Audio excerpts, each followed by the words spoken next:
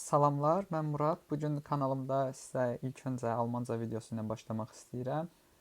Və bugün sizə göstərəcəyim ki, həqiqətən, yəni diskursiya qorxulu bir şey deyil.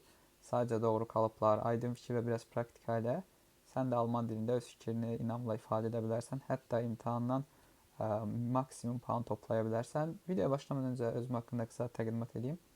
Mən Murad, Almaniyada Top Universitetdən olan Heidelberg Universitetində tam Almanca Computer Science bölümünü oxuyuram və bundan əlavə Almanca dərslər də verirəm.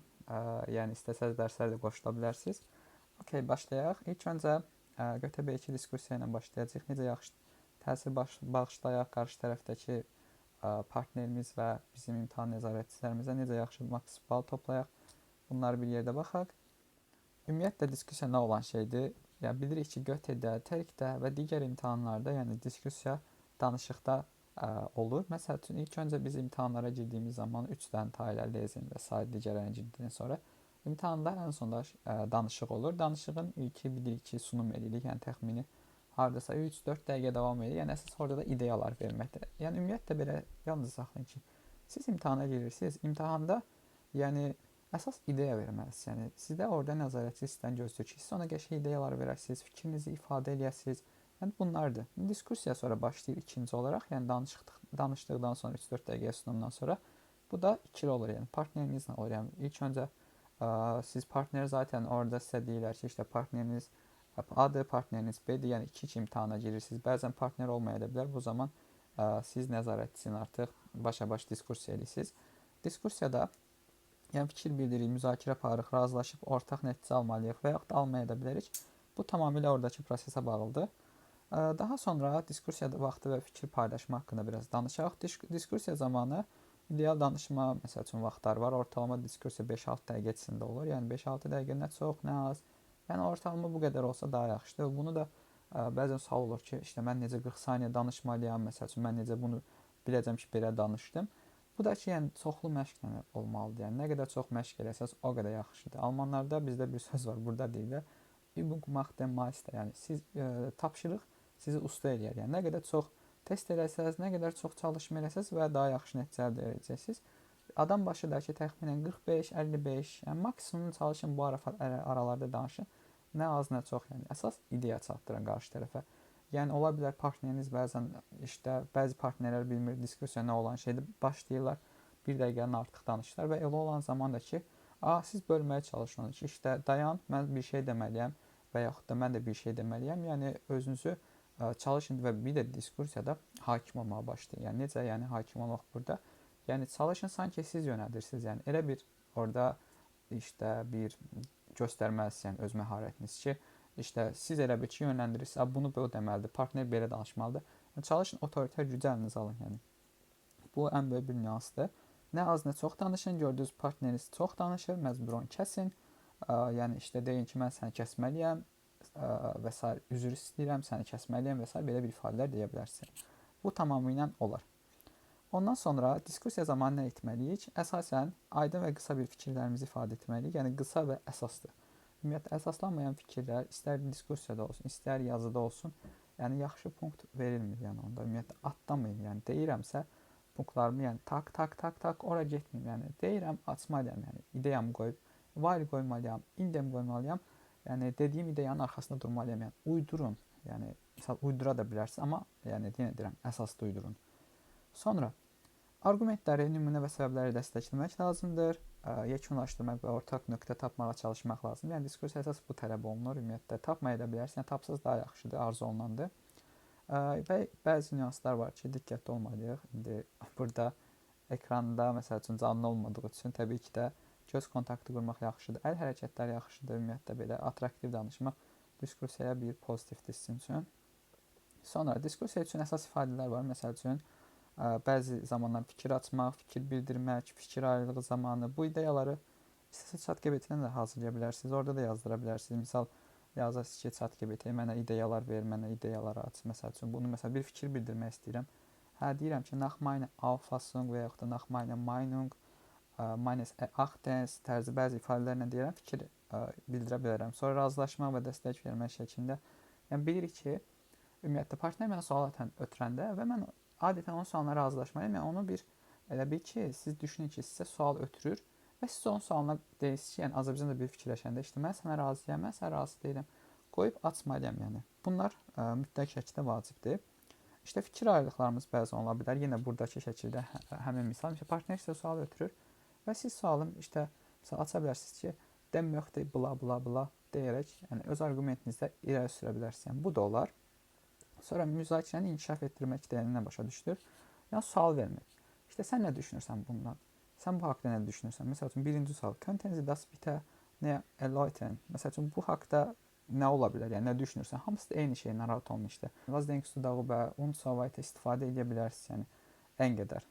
Yəni burada bir probleminiz olmasın və nəticə çıxarmaq və yekunlaşdırmaq, yəni həqiqətən ümumiyyətlə belə deyim, biz sunum edəndə, diskurs edəndə və yaxud da yazı yazanda Zusammenfassen yəni həqiqətən yəni çox vacib bir şey. Zusammenfassen olmayanda yəni ki, elə bir hər şey edirsiniz və sonuç olaraq onu toplayıb sunmaq lazımdır. Zusammenfassen odur yəni. Zusammenfassen çox önəmlidir. İşte Zusammenfassen sonuç olaraq mən bunu deyə bilərəm ki, qısa orada bir İstəsəniz YMA, destomeyəli bir cümlə qura bilərsiniz, belki struktur olaraq və yaxud da S-saydenli bir ifadə qura bilərsiniz. Əgər C1 səviyyəsinə falan gedirsə, belki də olar. Yenə deyirəm, bunlar hökməndir, əsas o ideya verməkdir. Ondan sonra davam edək. Nomen və verbindliklər var. Bir də konnektiv iki işlətməyə həqiqətən çox yaxşı təsir edir. Çünki misal Azərbaycanca danışırıq, deyir ki, misal deyək ki, işte siqaretin zərərləri. Deyirəm, nə qədər çox adam siqaret içsə, sağsə, sağsəyə mən nəyindən deyə bilərəm, yəni Alman dilində konnektiv ona görə çox vacibdir. Yəni ikini həqiqətən ən azından kalıplarınızda istifadə edin və yaxud ümumiyyətlə, yəni bəzən cümlələrə istifadə edin. Yəni ən sadə düşünün. Yəni misal yəni bəzi modal feilləri heç olmasa konnektiv işlə deməyə çalışın. Yəni işte content, und so weiter. Yəni bunları çox istifadə edin. Sonra bəzi nomen və verbindliklər var həqiqətən. Yəni danışığınızda, sunumunuzda istəyirsinizsə minimum 4 dənə, 5 dənə yəni danışanda istifadə edin. Gerçi işte real həyatda məsəl üçün ancaq biz universitetdə çox istifadə etmirik. Yəni mən daha az duyuram yəni həqiqətən professorlarımdan. Yəni işte Almaniyada yəni bəzən akademik yerdə belə çox az istifadə olunur. Yəni bunlara diqqət edin, amma yenə imtahanlarda istifadə etsək çox yaxşıdır. Özəlliklə məsəl üçün burada nəzərə almaq ifadəsi var. Bunu çox istifadə edin ümumiyyətlə. Hətta bu kalıbı da istifadə edə bilərsiniz. Man sollte auch bla bla bla bla. Bunu istifadə edə bilərsiniz. Və yaxud da ən bəsit örnəkdən misal deyim. Ən çox istifadə olunanlardan biri Nutsendir. Mən bunun yerinə işte bunu həmişə istifadə edə bilərsiniz. In. Okay. Yazı silindi, üzrü sayın. İşte bunu bayaqki şəkildə yəni ifadə edə bilərsiniz. Və belə bunları dəyişərək işte məsəl üçün quram mən belə bir cümləsi quram. Araya bu ifadələri, yəni onun alternatifini, sinonimini istifadə edərək təxmini. İşte mən cümləmi biraz daha yaxşı yapılandırıram. Yəni bu tərzdə ümumiyyətlə izah edə bildim. Bu da ki, Vürdədə hardasa bilirsiniz, yəni konnektivin qaydasında əgər indiki zamanda feil varsa, feildən əlavə bir də bu olur. Yəni rahatdır, yəni narahat olmayın. Həqiqətən yəni don't give up, yəni yaxşı olacaq inşallah. Çox məşq edin, yəni bəzi zamanlar. İndi isə bu qədər dedikdən sonra gəlin bir dənə də nümunə eləyək və ondan sonra görək necə eləmək olar daha yaxşı bir şəkildə. Deyək ki, bizim temamız indi başlayır imtahanda, yəni bildiyimiz kimi ümumiyyətlə bu diskussiya mövzusudur. Yəni adından göründüyü kimi bunu hətta belə deyim daha yaxşı bir şəkildə görünsün. Deyir können studieren nur durch Hausaufgaben Erfolg haben. Bu bizim sualdır, işte temanın başlanğıcıdır bu. Burada ümumiyyətlə ilk öncə deyir ki, siz fikirləriniz falan, işte bəsər, bunlara reaksiya falan verməlisiniz, bunlara baxmaya da bilərsiniz.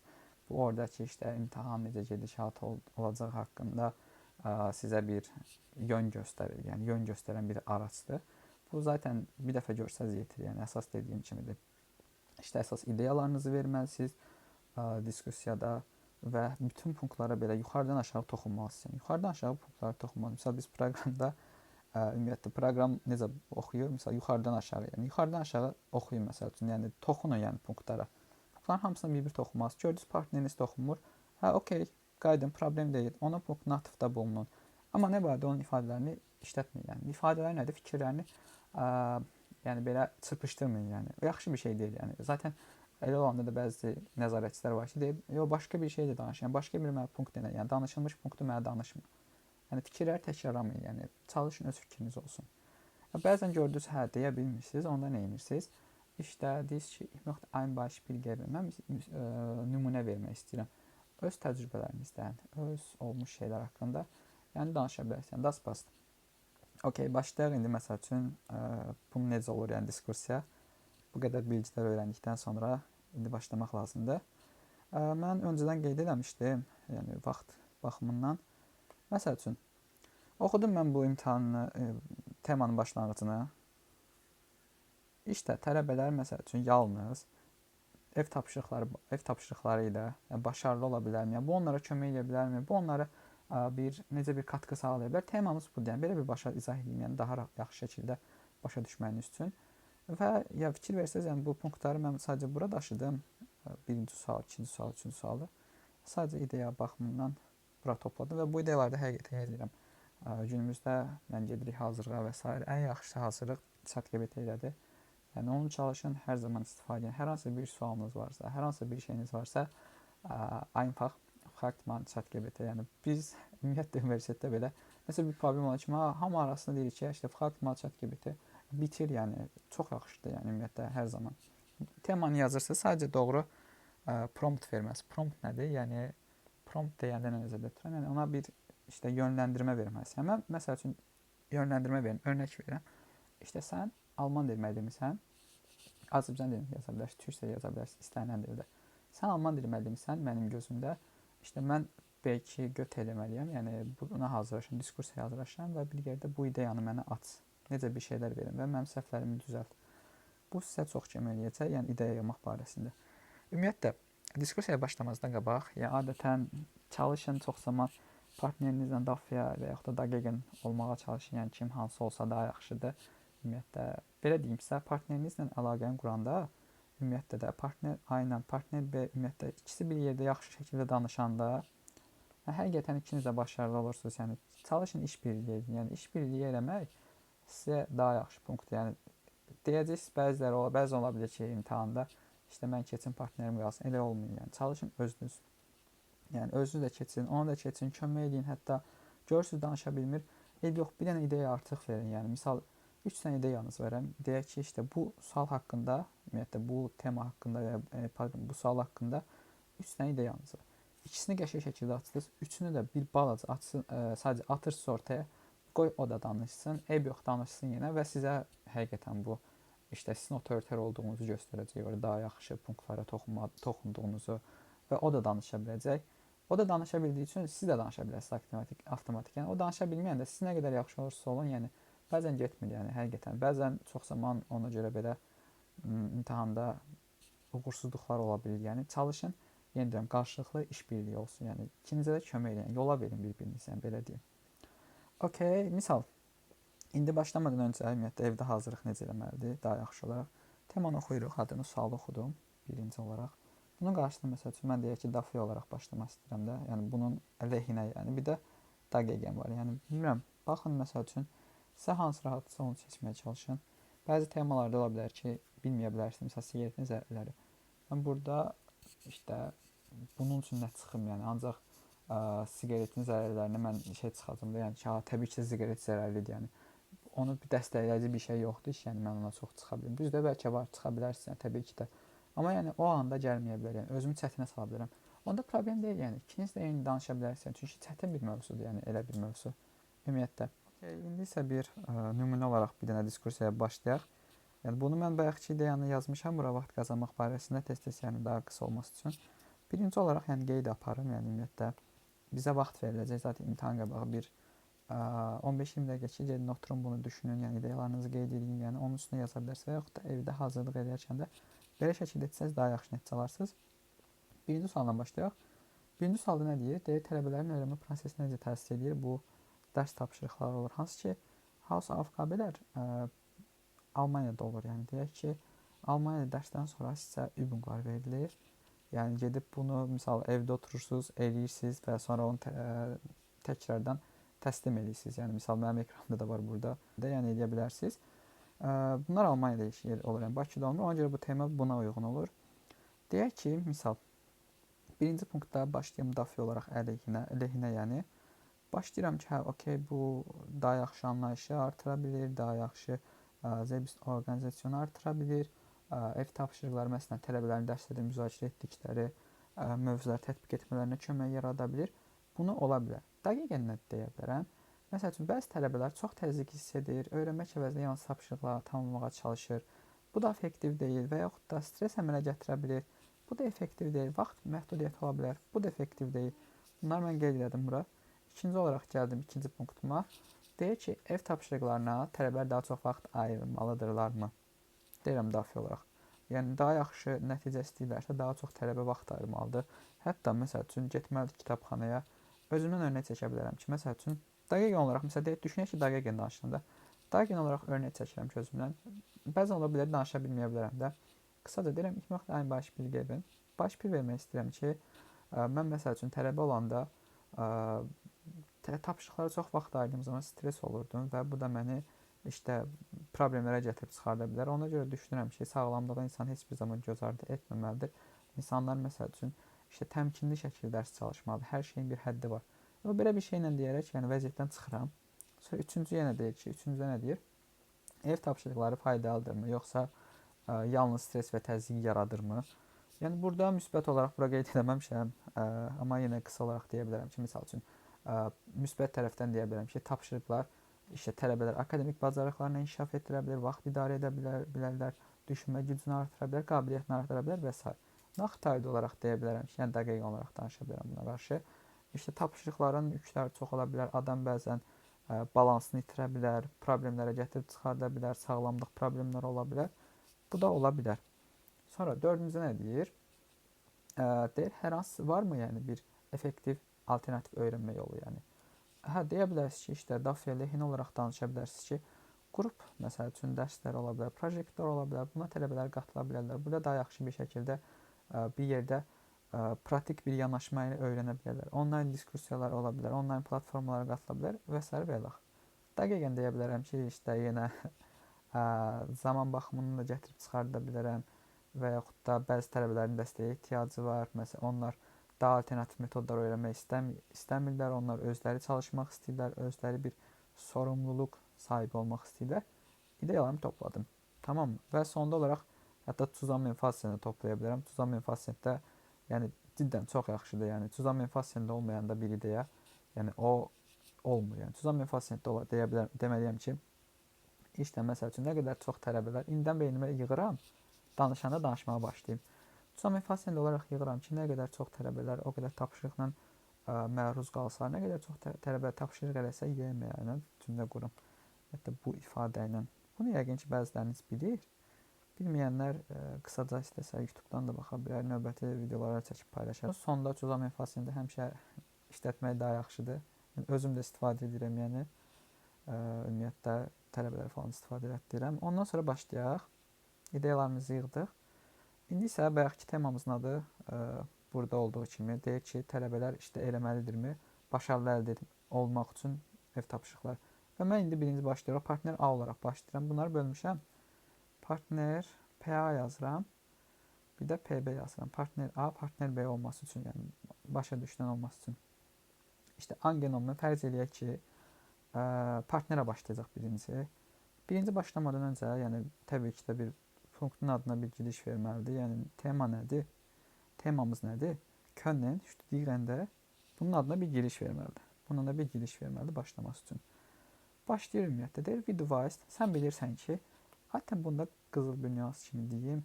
Bəzən imtahana giririk, yəni bəzən müraciət zamanı, yəni deyə müraciət edirik, yəni du deyə müraciət etsə daha yaxşıdır. Çünki Almaniyada biz, məsəl üçün belə də universitetdə bir professora, yəni du deyə müraciət edirlər, yəni düzdür. Təbii ki, biz Azərbaycanlı olduğumuz üçün du çox deyə bilmirik, amma sistem böyük olsa, kiçik olsa, du deyə müraciət etsəz daha yaxşıdır. Belə bir şey yoxdur, yəni ümumiyyətlə, indi deyəcəz ki, belə bir şey mi falan mı, bir punkt falan bir rol oynayır mı? Yəni çalışın belə eləsəz daha yaxşıdır.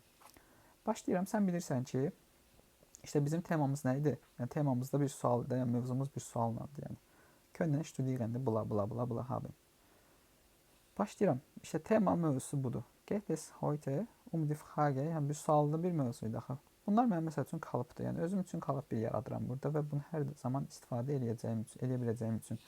Deyək ki, bu əgər sual olmasaydı, işte temanın adı sual olmasaydı, sadəcə deyərdim ki, escape yəni söz konusu budur ki, belə bir bu ifadədən də istifadə edə bilərsiniz və yaxud da imkan gets məsəl üçün bunu da istifadə edə bilərsiniz. Bu da okeydir, yəni. We beeinflussen bla bla bla deyirəm. Sonra öz ifadələrimi açıram. Çalışın bu mən məsəl üçün bayaq itenke yazdım. Bu yerinə deyə bilərsiniz ki, ich bin der Meinung, nach meiner Meinung və s. ifadələrini aça bilərsiniz. Deyirəm, das Hausaufgaben super wichtig. Yəni təbii ki də bu ifadəni də istifadə edə bilərsiniz. Hətta bunu götürün işlədin. Yəni bu işte vacibdir. Yəni bir qısa bir giriş verirəm qarşı tərəfə. Temanın haqqında biraz giriş verirəm. Ümumiyyətlə bu tema nədir? Yəni necə bir tələbələrə bir deyəni nə başa düşürəm. Bunun haqqında bir giriş verirəm və gəlirəm ilk punkta toxunmağa. Birinci partner olaraq başlayıram. Təxmini 45-50 saniyə. Ortalama belə danışacaqsınız 45-55. Maksimum çalışın 1 dəqiqəni keçməyin, yəni. Ona tərzində ifadənizi çatdırmağa çalışın. Birinci temaya toxunuram. Bu temaya toxunuram. Təbii ki də birinci olaraq mən Dafi olaraq başlamışdım. Yəni Dafiyə ya baxın yazdığım ideyaların hamısı var. İşte Verständnis var. Burada gətirim bunu yazdım. Məsələn dedim ki, mümkün edir işte Verständnisi falan və s. və nə deyirəmsə də açıram. Məsələn görürsüz, mən bunu qoyub açmışam burada deyanı. Açmışam və əsaslandırmışam. İstəyirsə uydurun, yəni uyduraraq əsaslandırın. Yəni, amma yetər ki əsaslandırın. Əsaslandırırsa qəşəng punkt alacaqsınız. Sonra ikincisini əlavə demişəm ki, işte ayrıca o, yəni burada yazdığım məsəl üçün. Burada yazdığımı təkrar gətirdim. Yəni bunun içində ücü işlətdim, yəni. Burada ücü işlətdim və bitirdim, yəni. Çalışdım, yəni bu hardasa işte danışsaq 55-60 saniyə sürəcək. Yəni. Sonra da sonda sual ötürəm. Sən nə düşünürsən bu haqda? Was meinst du? O da was denkst du darüber? Bu haqda nə düşünürsən, yəni? Bunu sualımı verirəm partnerə. Ötürəm. Partner bir başlayır. Ya məsələn partner bir də başlayanda çalışın. Yəni siz onu dinləməlisiniz. Yəni əgər işte o danışır ki, XX mövzusu haqqında danışır və son sualda ötürək. Sən bu tema haqqında nə düşünürsən? Bu adam qayıt dedi ki, yəni bu bizə necə təsir edir, yəni tələbələrə? Organizasyonu artırır, zelbist organizasyonu artırır və Verständnisi daha yaxşılaşdırır. Siz onun punktuna çalışın bir atıfda bulunun. Yəni, atıfda bulunmaq üçün də yəni, qısaca da deyə bilərsiniz. Misal üçün deyirəm ki, sənin punktunu başa düşürəm, amma mən başqa bir şey deyə bilərəmmi? Demək istəyirəm tərzində. Başqa bir şey düşünürəm, yəni. Və yaxud da bu ifadəni dəyişdirə bilərsiniz. Bəsit olması üçün belə yazmışam. Məsəl üçün, naxdemli bir ifadə qura bilərsiniz. Naxdemik deine Argumente, işte sənin argumentini başa düşdükdən sonra mən bunu deyə bilərəm ki, geh davon aus, mən bu haqda düşünə bilərəm ki, deyə bilərəm ki, belə qəşəng bir ifadə qura bilərsən. Bu qısaca olması üçün başa düşün deyə bilirəmişəm. Nə zaman ki, məsəl üçün, when də istifadə edə bilərsiniz, amma çalışın fals da istifadə edə bilərsiniz. Yəni, fals da yaxşı deyil, sadəcə yeni başa düşün deyə. Tələbələr nə qədər çox, məsəl üçün, buradakı ideyaları gətirib açıram yenə. Yəni, burada bayaqlar qısa-qısa yazmışdım, stres problemi, unsavaytə, yəni. Əgər bunların olsa, bəzi problemlərə gətirib çıxarda bilər, nədən olacaq, çox zamanlar belə bir şeylərə gətirib çıxarda biləcək. Qısa da gətirib yazmışam. Sonra ikinci punktum nədir? Bayaq oxuduğumuz kimi, Sollen studieren mehr Zeit für Hausaufgaben haben. Yəni, bu sualıma gətirib burada biraz toparlayıram. Yəni, ikinci adətən partner B dəqiqən idi. PB yazan dəqiqən idi. PA-da yazıram buydu. Yəni Dafiyə danışırdı, yəni. Okay, PB danışırdı. PB nədən danışdı? Baxın, məsələn, PB-nin ideyası nədir? Weniger Freizeit və yaxud da mehr Stress. Bu bunun ideyaları idi. Hamısını da burada yazmışam. Weniger Freizeit. Gətirib burada işlətmişəm, yəni. Mehr Stress. Deyirəm ki, yəni artıq tapşırıqlar, məsəl üçün, işte, stresə nədən olur və onları açıram, yəni, uydurun. Özünüzdən də baş verin. Artıq stresslər onu buna gətirə bilər. Niyə gətirir? Çünki niyədir? O konsentrasiya bəzən itirə bilər. O artıq düşünə bilər və stres altında olduğu zaman hətta bu işte intihara gətirib çıxarda bilər. Sonra dərslərini zəif oxumağa gətirib çıxarda bilər deyə açıram. Və təkrardan sual ötürəm partnerə. Yəni diskursiya belə-belə davam edir. Yavaş-yavaş da bütün punktlara toxunmağa çalışdım. Yəni imtahanda belə yuxarıdan aşağı məsələn bu punkta toxunduq. Bu punkta toxunduq. Sonra partner A üçün mən bu punktu atıram da, yəni öz punktumu atıram. Deyirəm, nə düşünürsən? Partner A ilə başlayanda partner B başladığı kimi, yəni deyə bilərsiniz ki, sənin punkt B işlədikdən sonra ya mən buna qarşıyam, qarşı deyirəmmi? Yəni orada deyib əsaslandıra bilər. Yəni düşünün də sizin təxmini 5-6 dəqiqə zamanınız var. Yəni buna 1 dəqiqə qısa bir giriş eləsə, lap deyək ki, 1 dəqiqə buna giriş verirəm. Bu temaya da yenə 1 verirəm, buna 1 verirəm, buna 1 verirəm, 1 verirəm. Yəni 50 saniyə 1 dəqiqə fərqi yoxdur. Maks istədiyim qədər. Ya zaten tamam olur. 5-6 dəqiqə zaten vaxtı olur. Yəni sonuç olaraq da sonda da yəni hökmən fikrinizi bitirin. Yəni məsəl üçün bu diskursiya belə davam edəcək. Bu buna verəcək, bu buna verəcək. Yəni çalışın və yaxud da sonda razılaşın da. Yəni sonda razılaşın ki, hə sən deyən də işte nə qədər çox adam beləsə bu stresə gətirib çıxarda biləcək, tələbələr eləsinmi, eləməsinmi, yəni ola bilər yəni. Və ümid edirəm ki, açıqlayıcı olur. Yəni əgər sualınız olsa yenə soruşa da bilərsiniz. Yəni yorumlara yazın, qrupda da yaza bilərsiniz, problem deyil. Və son olaraq işte məsəl üçün bu ideyaya gəldim. Axır danışdım, o danışdı bunu, mən danışdım bunu. Təkrardan bu ideya üçün punkt yığdım. Məsəl üçün partner A başlamışdı axı birinci. Sonra partner B ötürdü ideyasını, PB ötürdü. PB bunun haqqında qəşəng danışdı. PB bunu ötürəndə partner A-ya təkrardan da burada partner A gözləyir bunu.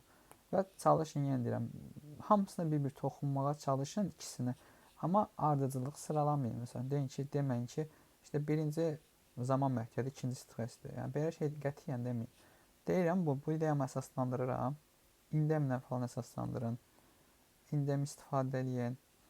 Sonra başqa bir faydalar istifadə edin. SI-dən işlədin, bayaq dediyim kimi. Bunlar sizə çox vacibdir həqiqətən. Yəni ümumiyyətlə imtahanda olsun, yəni qəşəng ifadələrdir. İndem deyib, yəni ifadənizin necəliyini bildirir. Məsəl üçün mən arıqlayıram. Necə arıqlayıram? İşte su içərək arıqlayıram. Burada ikinci tərəfdə indemlə başlayın. Zodas işlədin, das işlədin. Onu zaten bilirsiniz. Başqa ifadələr var. Onları işlətməyə çalışın. YMA, destomaya işlədin. Yaxşı olacaq. Sonra partner B ötürdü partner B-yə. Partner B ötürdü partner A-ya, pardon. Partner A ötürdü. Partner A başladı. Yəni təkrardan öz ideyalarını dedi. Və partner A da təzədən yenə partner B-yə ötürür sualı. Partner B işte burada nə naxtaylar olsun, yəni dəqiqən olsun. Dəqiqən qarşı bir dənəsinə toxunur qısaca, yəni. Qısaca toxunur ki, ya onun argumentini çürütməyə çalışır, ya razılaşmağa çalışır, ya çürütməyə çalışır, bayaq kimi. Sonra partnerə başlayır bu ideyanı danışır. Bunun dəqiqən hissəsini danışır. Dəqiqən hissəsini danışmağa başladıqdan sonra və artıq yekunlaşmağa doğru gedir. Təzədən partner A-ya ötürür. Partner hə A deyir ki, işte tamam bu belədir və s. belədir. İşte razılaşırsanmı, razılaşmırsanmı? Sonda deyə bilər, məsəl üçün sən nə düşünürsən, razılaşaqmı, razılaşmayaqmı? Belə ola bilər. Və yaxud da sonda işte partnerə deyir, hə, okey, razıyam səndən, artıq sən düz deyəndir.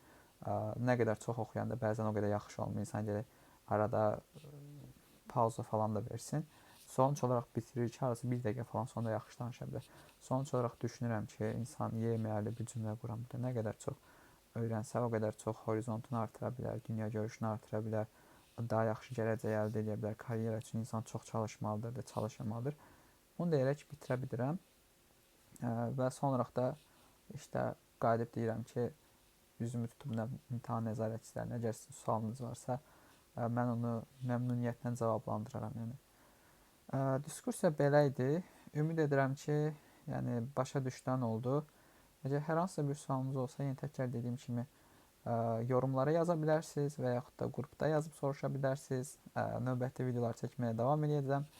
Maraqlı olan sizə videolar varsa, yəni qeyd edin aşağıya, yəni hansı mövzulara dair onları çəkməyə çalışım. Yəni, əsas vacib nüansları yenə çəkəcəm. Kanala abunə olmağı unutmayın. Bəyəndinizsə yorum yazmağı, like etməyi, paylaşmağı unutmayın. Hər birinizə uğurlar arzulayıram. Yəni çalışın, çox məşq eləyin, yəni məşq elədikcə, yəni həqiqətən də yəni olacaq, yəni başarır insan. Sağ olun.